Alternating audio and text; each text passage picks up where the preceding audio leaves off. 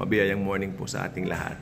Right now, I would like to share something from the book of Galatians. Bali po ito ay 6 reminders from all 6 chapters of Galatians. Ulitin ko po, ito po ay 6 reminders from all 6 chapters of the book of Galatians. Okay? Sa chapter 1 po, ito lang po ang hindi po tayo magbabasa ng verse. Bawat chapter po, meron pong binibigyan din. Okay? Ito pong chapter 1, nakalagay dyan, don't live for the approval of others. Huwag kang mabuhay sa approval ng ibang tao. Ito po ay matatagpuan exactly sa Galatians chapter 1 verse 10. Okay, sa chapter 2 naman, ang pinipinpoint po ng chapter na yon ay you are not defined by your past. You are not defined by your past. Okay, ito po ay nasa Galatians chapter 2 verse 20.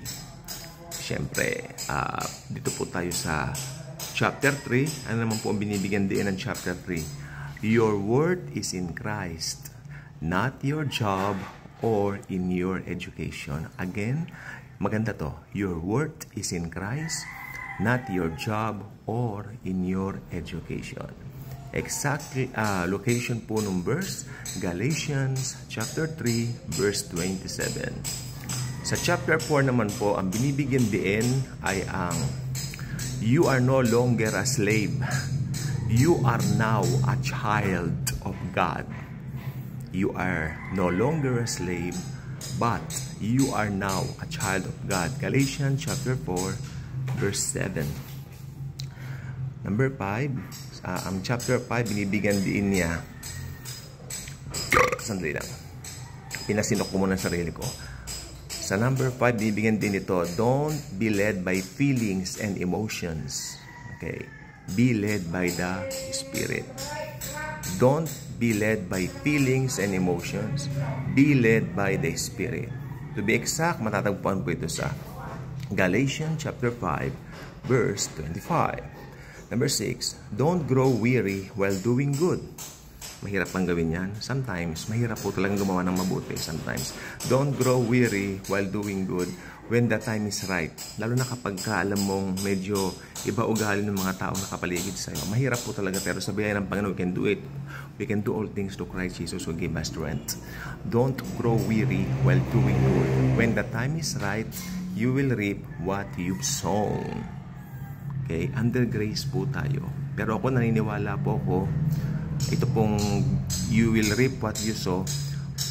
Under grace po, kung ano yung nakatanim na sa atin, si Jesus, magbubunga pa niya. Okay? Iba po ang grace. Huwag natin siyang ihilan tulad sa batas. Galatians chapter 6 verse 9. So ayun, yan pong gusto ko pong sabihin po sa inyo.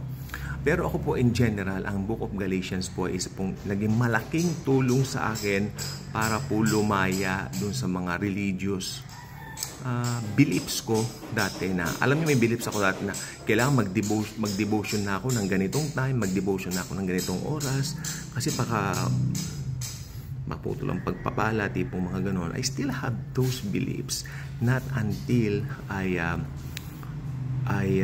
heard Joseph Prince preaching about the grace of God through the Lord Jesus Christ.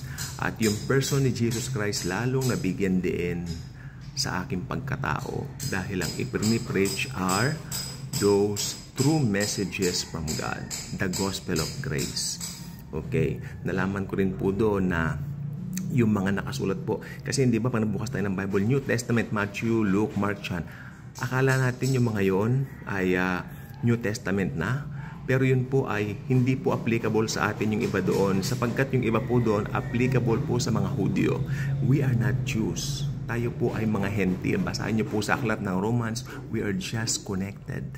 We're just being connected sa Diyos dahil kay Jesus.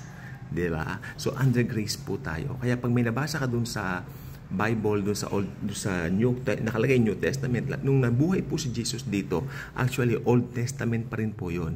Nagsimula lang po ang New Covenant o New Testament nung namatay siya sa krus ng Kalbaryo. I hope makita niyo po ito. Kaya magandang mainam basahin yung mga ano dahil may pakinabang din po naman doon. Pero the new covenant started nung sumigaw siya ng Tetelestai, it is finished. At natutuwa po ako kasi marami po ngayong mga tao hindi po naniniwala doon at malakas na po ang pananampalataya ko at naaawa na lang po ako doon sa mga tumutuligsa sa grace. I sympathy with them, kawawa naman po sila. Ipag-pray natin sila na makakilala rin sa grace kasi grace is everything na dapat makilala po ng tao para lumaya at mas maging maligaya sa mga. Salamat po and God bless everyone.